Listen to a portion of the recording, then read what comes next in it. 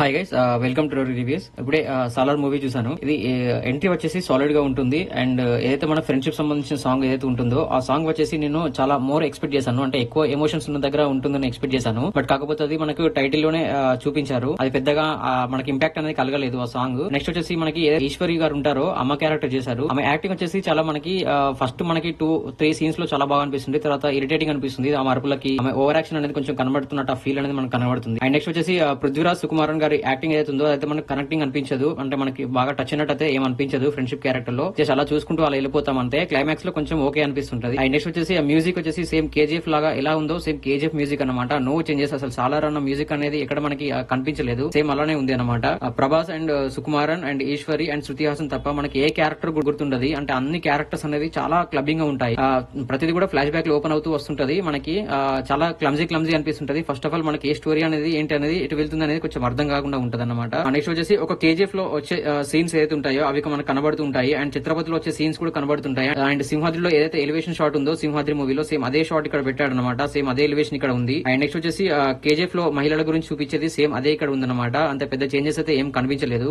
And moral of the story నేను చెప్పాల్సింది ఏంటి అంటే ఇందులో ఏం చేంజెస్ లేవు. Same as it is KGF లాగానే ప్రశాంత్ నీల్ ఏం చేస్తారంటే ఒక వరల్డ్ అనేది క్రియేట్ చేస్తాడు. ఆ వరల్డ్ లోకి హీరోని పంపుతాడు. హీరోని పంపిన తర్వాత అక్కడ ఉన్న అరాచకాలన్నీ హీరో ప్రాబ్లమ్స్ సాల్వ్ చేస్తూ ఆ వరల్డ్ కి ఆ వరల్డ్ కి తన రాజే కూర్చుంటాడు. సో సేమ్ అదే చూపించారు KGF part 1 and part 2. Same story same అలానే ఉంది. సాలార్ అతను కూడా ఒక కాన్సర్ అనే వరల్డ్ లోకి ప్రభాస్ ఎంటర్ అవుతాడు. అక్కడ ఉన్న ప్రాబ్లమ్స్ అన్ని సాల్వ్ చేస్తూ ఆ వరల్డ్ కి రాజే కూర్చుంటాడు అన్నమాట. ఫస్ట్ పార్ట్ వరకు చూపించింది అయితే సేమ్ ఇదే ఉంది.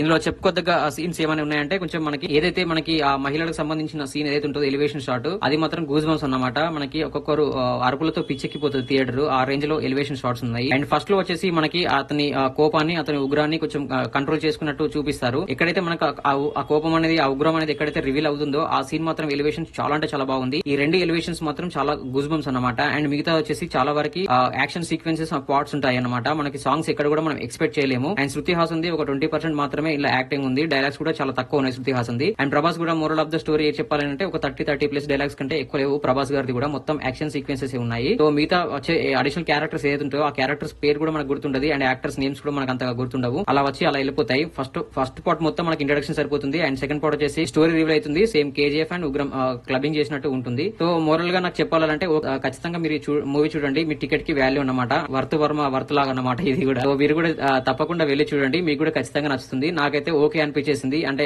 సేమ్ మనకి ప్రీవియస్ గా నేను అన్ని మూవీస్ చూశాను కాబట్టి అక్కడక్కడ మూవీస్ కనెక్షన్స్ ఉన్నాయి కాబట్టి నాకు మాత్రం ఓకే అనిపించేసింది. అండ్ ఎవరైతే ప్రభాస్ డైహార్డ్ ఫ్యాన్స్ ఉంటారో వాళ్ళకి మాత్రం బ్లాక్ బస్టర్ 1000 కోట్లు 2000 కోట్లు అనడం మాత్రం పక్క. సో మీరు కూడా తప్పకుండా వెళ్ళి చూడండి. మీకు కూడా నచ్చుతుందని అనుకుంటున్నాను. నాకైతే చాలా బాగా నచ్చింది. సో ఇది గైస్ మన రివ్యూ. ఒకసారి వెళ్లే ముందు మన ఛానల్ లో కంటెంట్ గమనించండి. నచ్చితే మన ఛానల్ సబ్స్క్రైబ్ చేసుకోండి. And thank you so much for watching my channel. Thank you. By.